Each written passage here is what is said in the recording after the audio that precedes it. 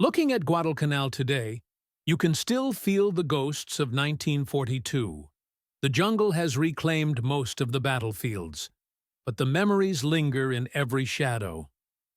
Staff Sergeant Mike Rodriguez knew something was different that August morning. His Thompson felt heavier than usual. The circular drum magazine held 50 rounds of pure stopping power. Rodriguez had watched Japanese tactics evolve in China before the war. He understood their methods better than most Marines. The Japanese were brilliant jungle fighters. They used the environment like another weapon. The Japs were smart, Rodriguez would tell historians years later.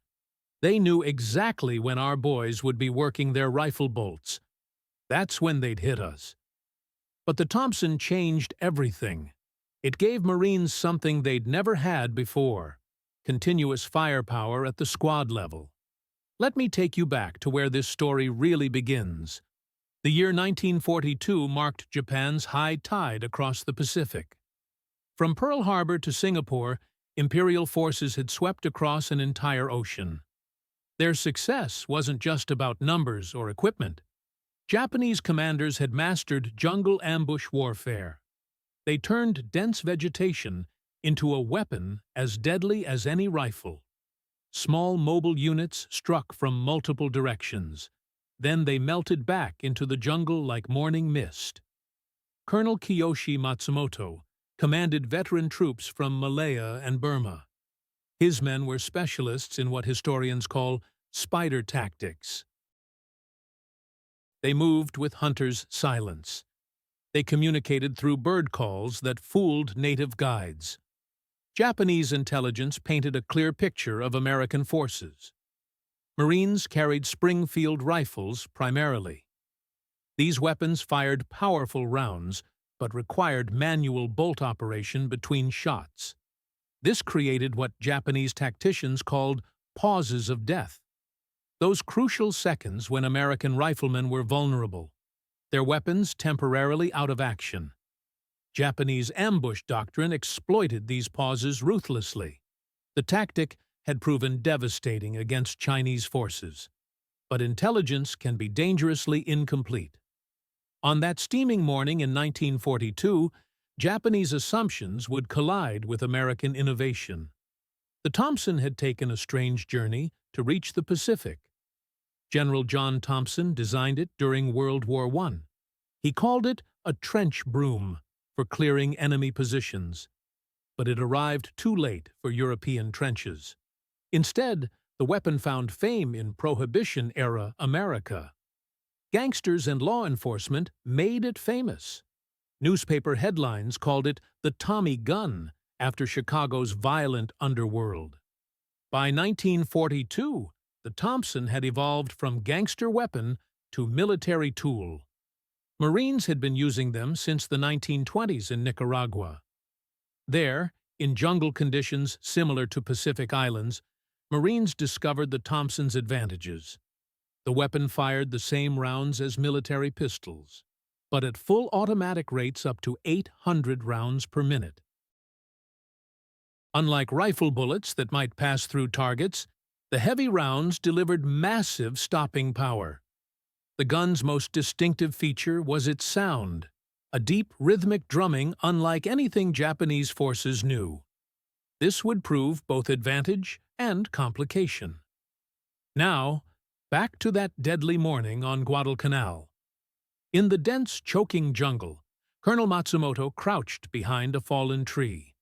Through field glasses, he watched American Marines move along the Lunga River Trail. For months, his men had perfected their deadly ambush choreography. They had torn apart Chinese forces with these same tactics. Jungle paths became killing fields with surgical precision. But Matsumoto noticed something troubling through his field glasses.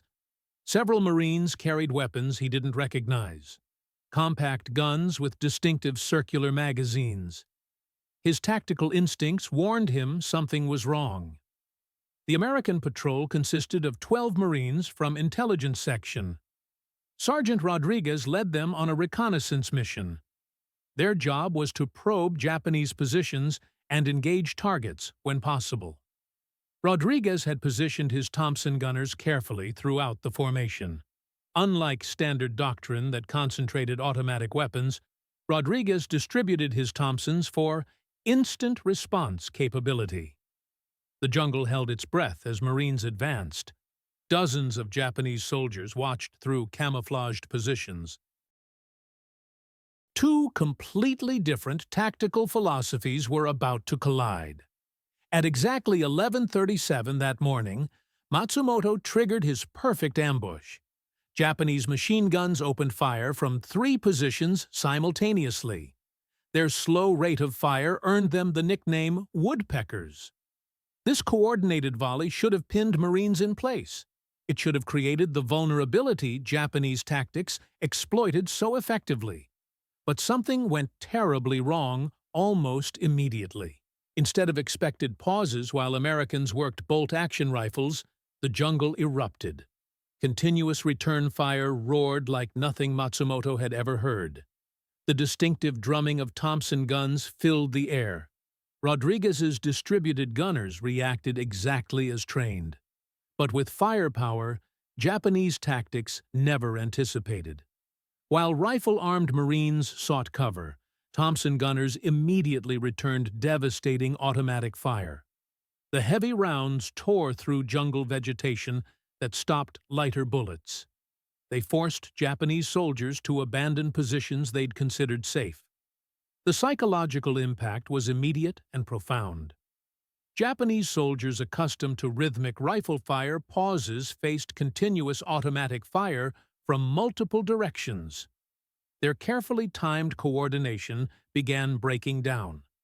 Individual soldiers focused on survival rather than coordinated assault. Then came the real shock.